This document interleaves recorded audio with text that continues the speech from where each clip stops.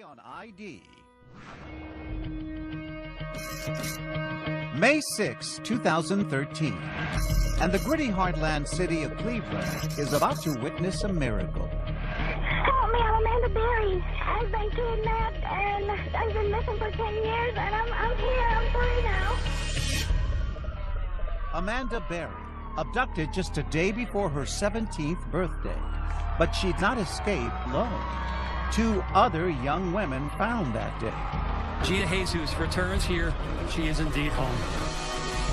Gina DeJesus, kidnapped at the age of 14, and Michelle Knight, never even known to be missing. The man police arrested who owns the home is... Their abductor, a deranged school bus driver named Ariel Casrto. But through the years of their captivity, they held on to one conviction: that their families would never give up on them. 10 years later, that fate brought them home. Welcome to 2020 on ID. I'm John Quinones. It was a story that seemed impossible to comprehend. How Amanda Berry, Gina DeJesus, and Michelle Knight survived being trapped in a nightmare for so many years. Then, in 2015, Amanda and Gina finally told their story in a book and shared their experiences, from capture to imprisonment to the moment they knew freedom was finally in their grasp, with Robin Roberts. And the message they sent was loud and clear. The story in their book begins this way. Now we want the world to know. We survived. We love life. We were stronger than Ariel Castro. You're about to go on an amazing journey of resilience, celebration, and faith. Until tonight, it's been a mystery what really went on in that house for an unimaginable 10 years. But for the first time right here, you're going to hear that incredible story. Amanda Berry and Gina DeJesus share it in their new book, Hope, a memoir of survival in Cleveland. And they prove that out of the darkest depths of humanity, a light still shines. It was pretty cool. Amanda Berry, now 29, is tiny, just over 5 feet tall, but inside, a tower of strength. Tell me what you were like when you were 13. What kind of teenager were you then? I was pretty much a homebody. I stayed home a lot, did my schoolwork. What did you want to be when you grew up? I was into fashion. Like, when I was in school, the shoes had to match the shirt and the shoelaces had to match the outfit, She was raised by her mother and older sister in a working-class neighborhood on the city's west side. The tiny girl had big dreams of being the first in her family to go to college. We was a very close family. It was me, my mom, my sister, and my 2 daughters. We did everything together. There was not a time that she didn't call and let us know where she was. It is April 21st, 2003, the day before her 17th birthday, and Amanda is on her way to work at Burger King. How did that day begin? Well, my mom gave me a kiss and just told me have a good day. And I got up, got ready for work. I almost called off for work that day because the next day was my birthday. What if I would have called off that day? That question would haunt her in years to come. But this day begins like any other, until the moment when an SUV starts to follow her down the street. And he asked, "Do you need a ride home?" And I said yes. The man inside is the father of her friend, Angie Castro, from middle school. So did that make you feel a little relieved? It did, yeah. It's a friend's dad. He's like, "Well, she's at my house. Would you like to go see her?" I said, "Yeah, sure. I haven't seen her in a while." They drove down this quiet street, Seymour Avenue, and pull up in front of a white 2-storied house. And what happened when you went into the house? Well, he said, "Oh, well, the bathroom door's closed. I think maybe she's taking a bath." So he said, "Well, just wait." So he started showing me around the house. And I never got back out. Moments after stepping through the door, Amanda knows she is in trouble. Castro takes her upstairs and shows her something strange, a mystery woman sleeping in a bedroom in front of a television set. When I seen her, it was like a little peephole that the doorknob was supposed to go in. So that's all I saw. She would later learn that woman, 22-year-old Michelle Knight, in Castro's prison for almost a year. And did he tell you? That was his roommate. Her memories of what happened next are still raw. And he took me to the next bedroom, and it was just really dark in there, and he didn't turn on the lights. And there was a little room off of the bigger bedroom, kind of a big closet. And he took me in there, and he told me to pull down my pants. And from there I knew, like, this was not gonna be good. Amanda has just become Castro's second prisoner. When he took me to the basement, he taped my wrist and he taped my ankles, and he put a belt around my ankles over the tape, and then he put a helmet over my head. And he said, just be quiet and don't make any noise, and I'll take you home. The visor of that black helmet is now fogged by her tears. He chained me up to this pole, and it was like a really thick chain, like a motor chain or something. And he just left me there. He shut the lights off and put a little TV there, and I was just left in the dark. I just started screaming and crying, and somebody, please help me, you know, and nobody came. So you're there in the dark, you're chained up. Lord only knows what you had to be thinking. I was so scared that I was gonna die. I didn't think that I was gonna ever make it home. Just a 10-minute drive away, her sister Beth is worrying about why Amanda never came home. So her mother calls the police. We left her a message. By the third phone call with no answer, we knew something was wrong because 90% of the time she's going to answer that phone. The neighborhood around Amanda's home becomes ground zero for the investigation. FBI Special Agent Tim Kalanick, head of the Violent Crimes Unit, knows that the road ahead is far from easy. Missing person cases are probably the most difficult cases that we work. And the reason is because it really is a needle in a haystack. You're looking for that piece of evidence. You know, some unusual person walking down the street, an unusual vehicle. Amanda was last seen leaving work at this Burger King on Lorraine Avenue. All across the city, the news of her abduction makes headlines as a search for the missing teenager begins. Her sister is posting Amanda's picture. She hopes for the best. And in that White House on Seymour Avenue, Amanda is watching her mother, her sister, her own story slowly unfold in the bitter grays of a tiny black and white TV. Keep her going on the news media, any flyers I can do. I wanted her to know that we was fighting for her and we wasn't going to give up until we knew where she was or what had happened. What went through your mind when you were watching that as you were chained? That kept me going. And I said, you know what, I'm going to make it home to you. As long as you fight, I'm going to fight. It is day 4 of Amanda's abduction. Castro has moved her to an upstairs bedroom, chaining her to a radiator. The hours are crawling by. The loneliness, the isolation, Amanda, that you must have felt. How did you deal with that? Well, the first week I was there, it was really tough. So I asked for maybe a coloring book and something I can write in a journal or something. The first thing he gives her is a diary with a tiny lock and key. Her first entry, written by the flickering light of the television. I just can't wait to go home. I'm 17 now, but don't have a life.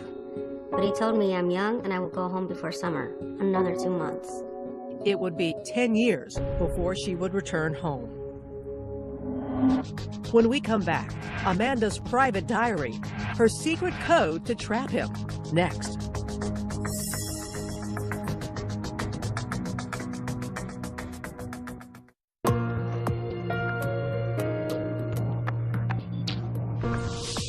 Two years after her escape, Amanda Berry was ready to finally tell what happened in the 10 years she was held captive in a rundown house on Cleveland's west side. Robin Roberts picks up the story as the shock of the first days gives way to a routine that is more horrific than anyone could imagine. This is a scale model of Ariel Castro's house. 1,400 square feet. 4 bedrooms and 1 bathroom. Amanda was first held captive down in the basement. then moved to the second floor and chained in the main bedroom. Just steps down the hall, Michelle Knight, Castro's first captive, lived in a second tiny bedroom. On the surface, the house didn't draw a second glance, but concealed inside 2207 Seymour Avenue is a bunker of chilling magnitude. There were doors that were put on the windows, completely covering the windows so no light could come in. The bolts that held those doors on the wall were sheared off. There was no way they could get them, and those were even behind plexiglass.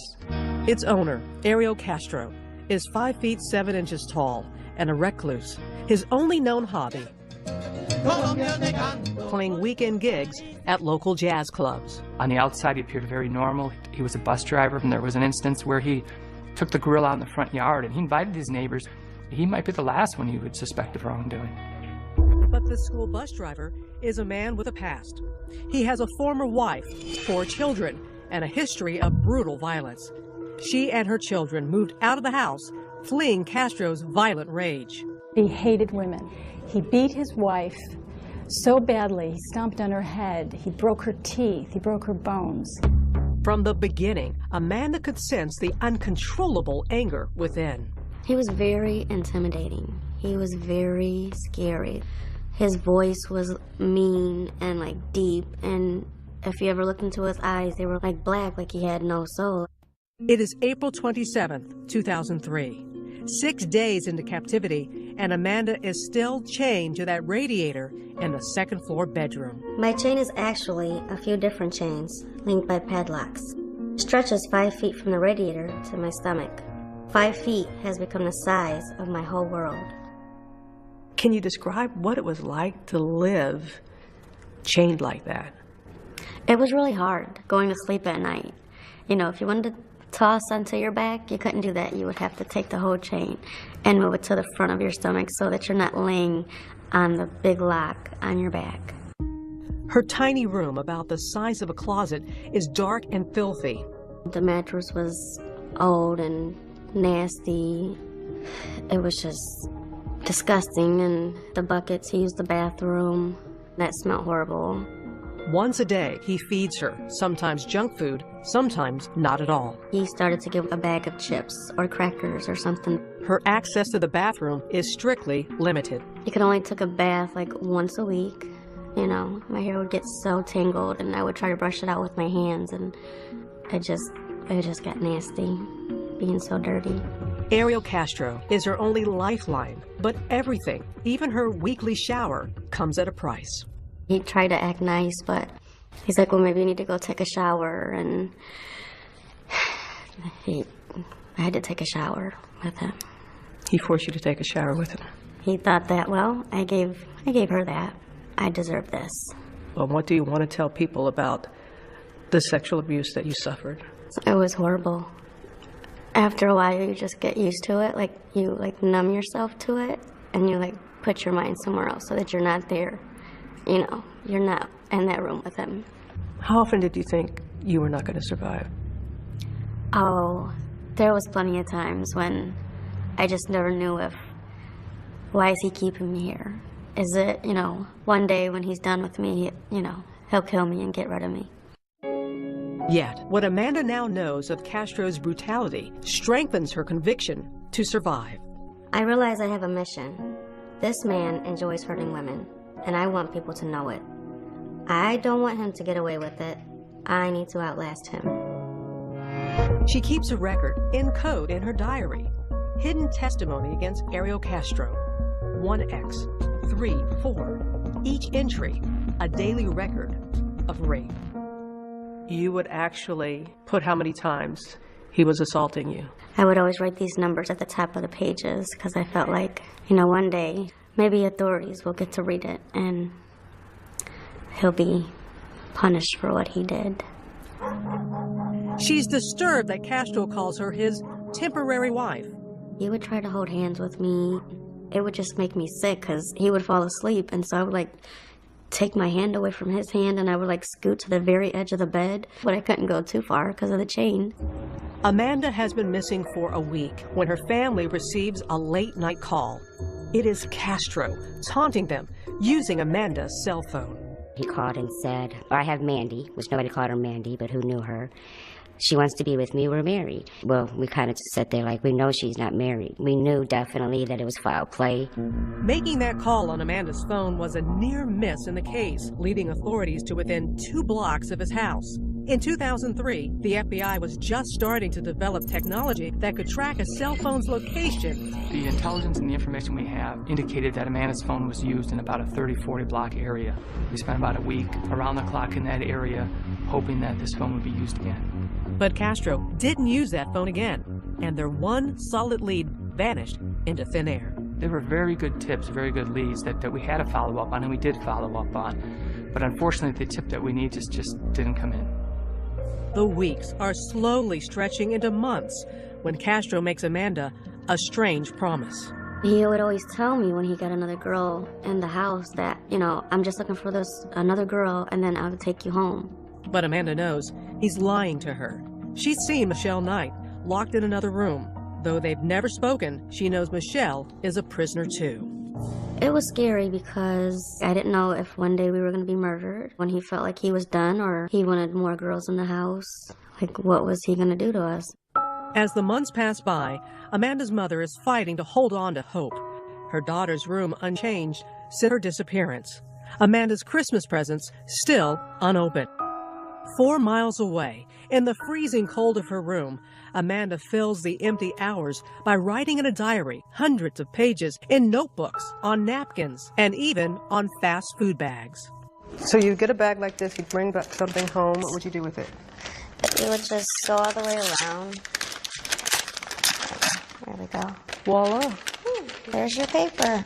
How many days could you get into this? Oh, that could last a good week if you needed it to.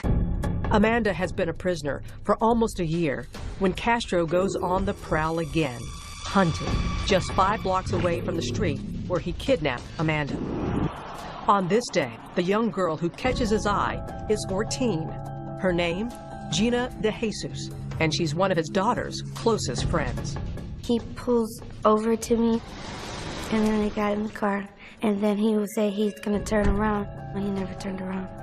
Gina DeJesus is about to become Castro's 3rd victim. Stay with us.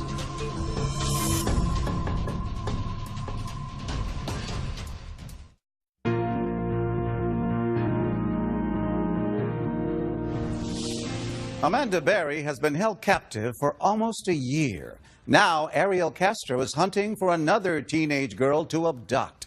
And he doesn't have to look far. Once again, here's Robin Roberts. Her spirit is in her smile. Gina DeJesus, age 14, the baby of the family. She loves to dance. I like you. Now 25, she still has the sweetness of the 14-year-old girl she once was. What are words that describe what kind of 14-year-old you were? Outgoing. I like to go outside and hang out with my friends, go skating. What dreams did you have for yourself? I wanted to become a lawyer. Why? I don't know, I think it was fun to win cases.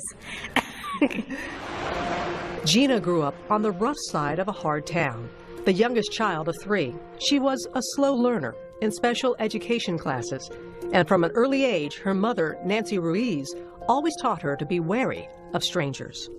I told her, like, if somebody came up to you and tell you, can you help me look for my dog? I lost my dog. Don't stop. You continue to walk and you ignore the person. I told her to be aware of her surroundings at all times. But all of Nancy's planning was no match for a predator like Ariel Casrto. Tell us about that day. You were with his daughter? Yes, Ariel Casrto. Did you have any idea what kind of man he was? No. I just knew that Dad was her father and my dad was friends with him. Gina is heading home from school with her friend Arlene and gives her some of her bus money to phone home. We were talking about what we wanted to do because it was Friday. And then I was like, you could come over. And then she asked her mom, and her mom says no. She went the other way, and then I went the other way. Now short on bus fare, Gina starts the long walk home when suddenly that maroon SUV pulls up at the curb. It's Arlene's father. He asks me if you seen my daughter? I said, yeah, she's right around the corner. He was like, can you help me find her? And I said, sure. When they arrive at the house, he invites her in. I was sitting there, and he's like, starts to touch me and stuff.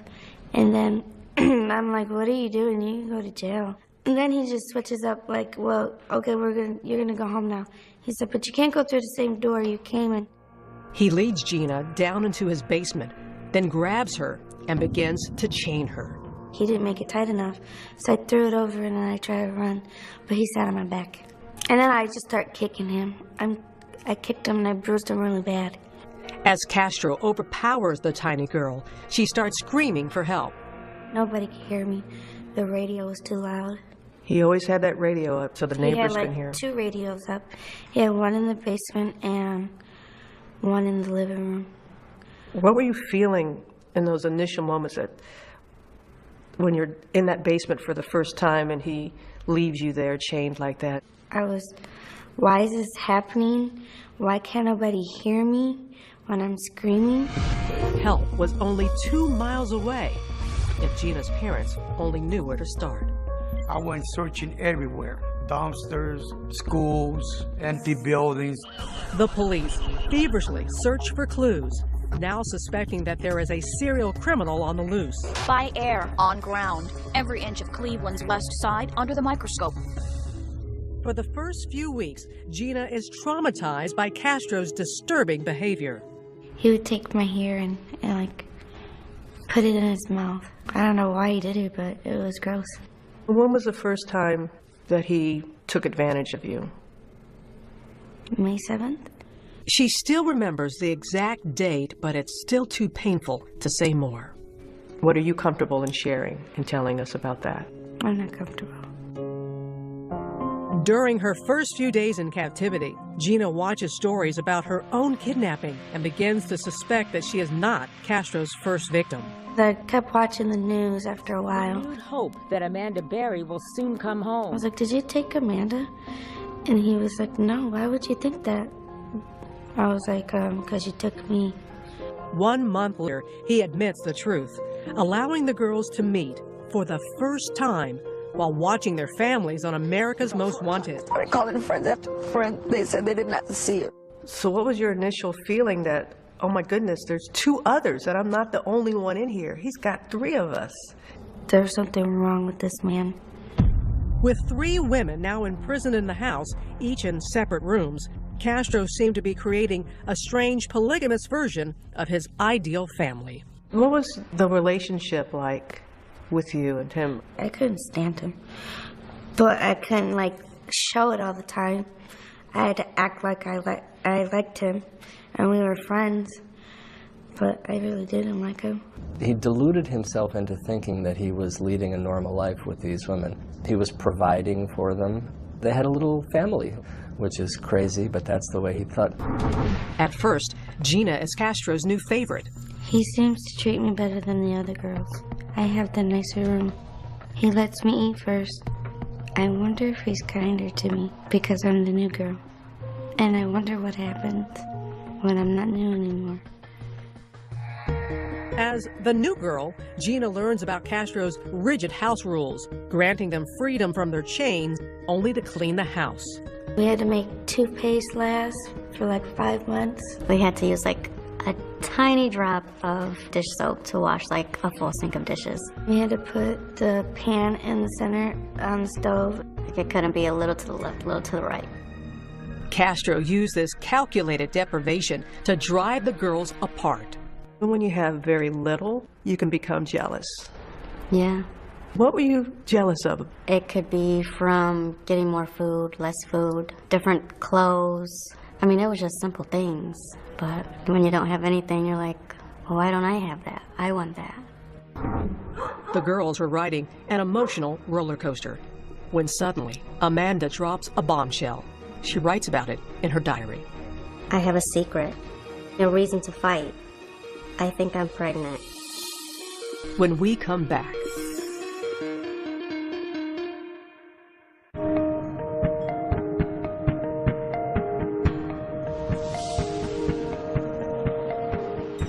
more years have passed in that house on Seymour Avenue. Gina, Amanda, and Michelle locked in a prison of frozen time. Their posters are getting tattered. Their school friends have graduated. Years of isolation have left the girls with nothing but the past. I never finished high school or learned to drive. I hate him for selling me off from the world. What was the biggest part of you that you felt he took from you that you lost? A normal life, living life. As a normal teenage girl, having birthdays or going to a prom, having the fun times as just a regular teenager. Still, they hold fast to the memories of their family's love. Ironically, Casrto gives the girls this stencil. They trace the word hope to ward off despair. I got that when he went to the yard sale. I thought it was so random. What did it mean to you? It gave me hope to come home one day. Their only window to the outside world is that black and white television. Anybody that you watched on television that helped you get through the times? I watched Oprah a lot, Martha Stewart for recipes, and I watched you. You watched me? I remember during Hurricane Katrina, I saw everything that you went through. Robin Roberts is live. My family had barely survived the hurricane's devastation. Okay, sister's okay? They're all right. And the house? I gotta say, Amanda, you saying that? It reaffirms to you that you never know who's watching. You never do. And Amanda is watching when her mother appears on the Montel Williams show with psychic Sylvia Brown. I would watch her every time she was on Montel, and I'd say, I wish my mom would go on there. And then she could tell my mom that I was alive and that I'm okay. But Sylvia Brown breaks Luana's hope. I just hate that she's not alive. I just broke down crying because I couldn't believe she said that. And then my mom broke down crying, so that hurt even worse. 2 years later, Amanda learns on a news report that her mother has passed. For 3 years, Luana Miller fought hard to find Amanda. I think that was the hardest part of being in there. She was always fighting, and she was never going to give up on me. And for her to get sick, and I couldn't be there with her. I couldn't help her when she was sick. Isolated by loss, sometimes Amanda has only Casrto. So he came in the room, and I was just really sad, and I started talking to him, and he's like, everything's going to be okay. Everything's going to turn out all right. And so I asked him for a hug, and we hugged. There had to be a part of you that was thinking, what in the world? There was, but then there was another part of me like, I needed that. I needed like a human caring touch instead of everything that he always did, which was not caring. It is Amanda's 20th birthday when Hope makes an unexpected visit. I think I'm pregnant. I think my mom sent this baby. Someone helped pull me through. I think just sending me a miracle. When you first realized that you were pregnant, what went through your mind? I was terrified. I mean, I barely eat, and I'm chained to a wall, and I have a bucket for a bathroom. It is early in the morning on Christmas Day, 2006, and Amanda Berry is in labor. He went and got Michelle, and he got this baby pool because he didn't want, you know, a mess on the bed, so. She strips off her clothes and gets into that inflatable wading pool. Michelle was kind of just talking to me like, you know, relax, calm down, you're okay. And he sat in the rocking chair right there just reading this book about like birth and stuff. Just hours later, baby Jocelyn emerges into her surreal world. What was it like for you, Amanda, when you looked in her eyes for the first time? It was amazing because she was so quiet and she was just the most beautiful thing. You hear of rape victims who have a child. How do you just wrap your mind around it and make it work? You know, at first that's what I was worried about. This is his kid. You know, how do I feel about that? And she resembled him a lot. And I would look at her and I just felt like, she's mine. She's mine. At first, Castro's so afraid of raising questions, he buys no supplies for the baby. Her first outfit was one of his socks, and he cut out like 2 holes for her legs, and then he cut out another sock, and then he cut 2 arms out, and it was like a little dress for her. From day one of Jocelyn's life, Amanda fights for normal in the most abnormal of places. She covers the doors over her windows with a bright shower curtain. She pastes the alphabet up on a wall. But as Jocelyn grows older, it gets harder to hide the truth. Does she see the chains on you? Yeah. So he started to call them like bracelets, and she was about 3 years old, and he finally took the chains off. That was because of Jocelyn. What was her relationship like with her father? Normal. She loved him, and he loved her. Did you ever worry that he was going to harm her? I was. Would he touch her? Would he ever think about touching her? Because, you know, he had his problems. Despite those fears, she says Casrto is a good father. Though Jocelyn is almost 3 before he consents to her first walk outside in the sun. She had never been to parks before and seen little kids like herself. One of the best times when you looked out and you saw the sunlight on her face for the first time. It was the most beautiful thing. I just felt like that's where she should always be. It's the beginning of a new chapter in Jocelyn's life, going outside, attending Sunday services. Her room is now filled with toys. Castro's love for Jocelyn is turning him into a different man. He really didn't know what to do because this adorable little girl saying, I want to go outside and see the ice cream man. I want to go and see the snow. And the more she led him outside, kind of the more likely it was that his jail was going to one day burst apart. It is the summer of 2011. Jocelyn is almost 5 years old when, in a defiant act of hope, Amanda creates an imaginary schoolhouse inside the prison of their tiny room. We would pretend, leave our house, all of this in the same room, of course. So you've been doing all this in the same room? Yeah. I would tell her, okay, we're at a street now, so you gotta stop.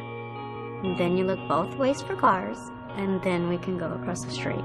Okay, we're at school now, so and then I'd sit her at her little desk and tell her, you have a good day at school now, Mommy will be back later for you. They would travel together on that imaginary journey every day of Jocelyn's kindergarten year. When we come back, how they nearly escaped. His daughter was right there, 10 feet away. Did you think about if we yelled? Next.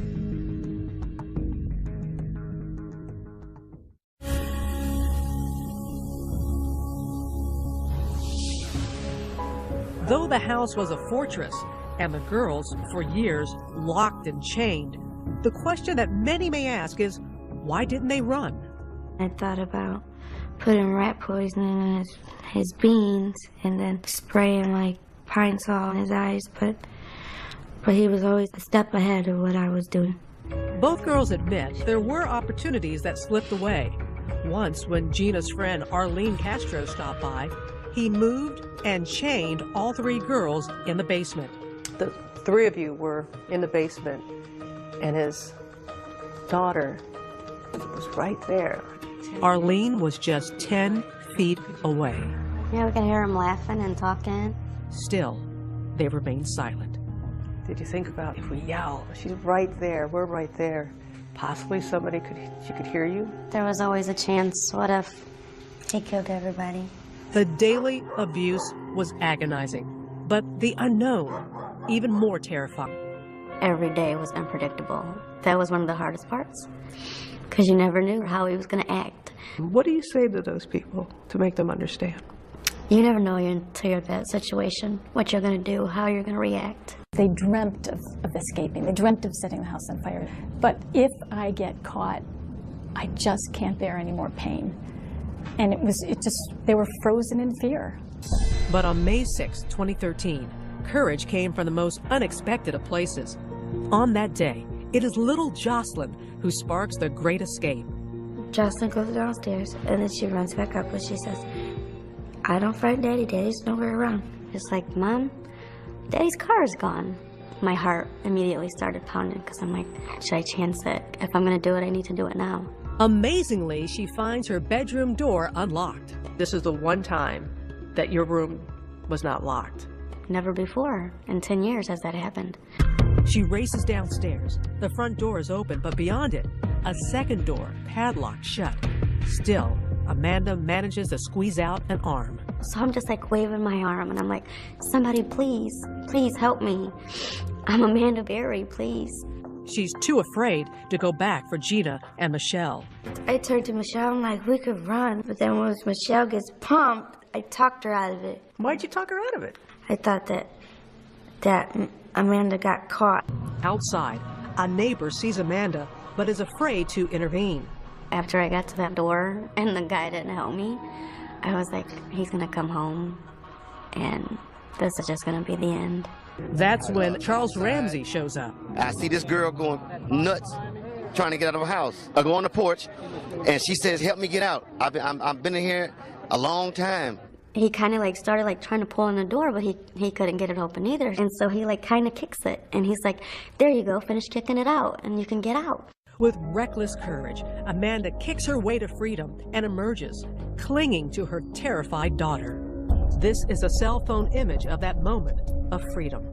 And she comes out with the little girl and she says, call 911. My name is Amanda Berry. Help me, I'm Amanda Berry. I've been kidnapped and I've been missing for 10 years and I'm here, I'm free now. Were you still frightened that he may show up at any time? I was terrified. And just because there's people on the street doesn't mean that he wouldn't hurt me. Why, after all this time, do you think he left that door open? I still don't know why he left that day with the door unlocked. I will never know. Within minutes, the police start flooding the street. It was so unreal because the cops just kept coming. My partner immediately asked her, is there anybody else inside? And she said, yes, Gina DeJesus and another girl. A neighbor captures the moment when the police storm the house. Inside, Gina and Michelle cower in their room, afraid of Castro's rage. And I'm like, oh, we're next. He's coming for us, so close the door. They yell police, and then Michelle swings the door open and just runs out there and hugs him. She jumped onto me. She's like, you saved us, you saved us. And I'm holding on to her so tight. In tears, Officer Anthony Espada looks up and sees Gina, unrecognizable after losing 30 pounds. I just look at her and I asked her, what's your name? She said, my name is Georgina DeJesus. We found them. We found them. Lost and finally found, the flashing lights blind their eyes accustomed only to darkness. Once I saw that, I'm like, this is it. I think we're free now. Delivered at last from the shadows, their families wait with open arms. Oh my God, she is so skinny, but she was still beautiful. She had the biggest smile that she always had. It was like me. I needed somebody to wake me up. Thank you, Lord. You brought my baby back home. For Amanda, Gina, and Michelle, the endless nights of terror have finally come to an end. August 1st, 2013, Ariel Casrto pleads guilty to 937 counts of kidnapping and rape. His sentence, life plus 1,000 years. But can Gina and Amanda forgive the man who stole their lives away? I think you have to forgive in order to move on with your life. Can you forgive him? I thought about that a lot. And in this situation, I feel like, no, I could never forgive him. I mean, he took my mom from me. I'll never get to see her again. Just weeks into his sentence, Casrto hanged himself. I wish he would have not killed himself because I wanted him to suffer like we did. I think he took the easy way out. The house on Seymour Avenue has been demolished, torn down by the state to prevent it from becoming a morbid curiosity. It took less than 1 hour to erase a 10-year-old nightmare. You cried.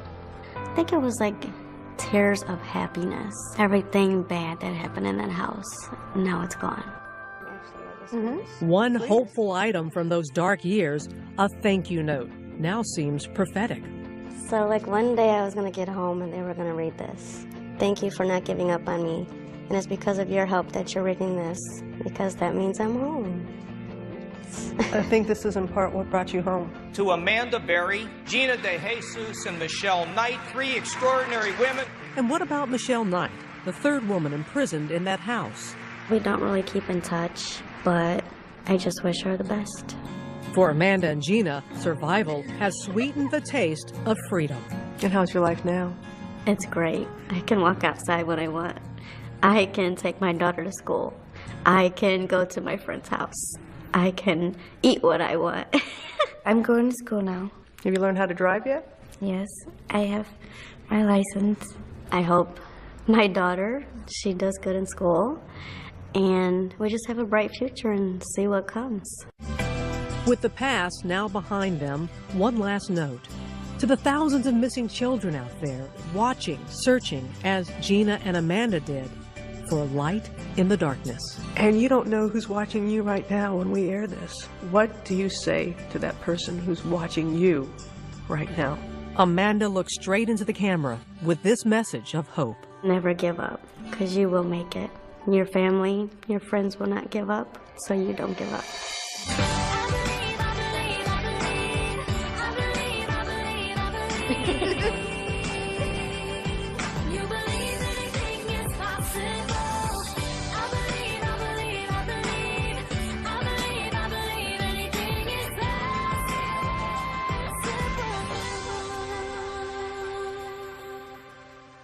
Two years after their escape, another milestone for Amanda Berry and Gina DeJesus. Both women received honorary degrees from John Marshall High School in Cleveland, the school Amanda was attending when Ariel Casrto abducted her.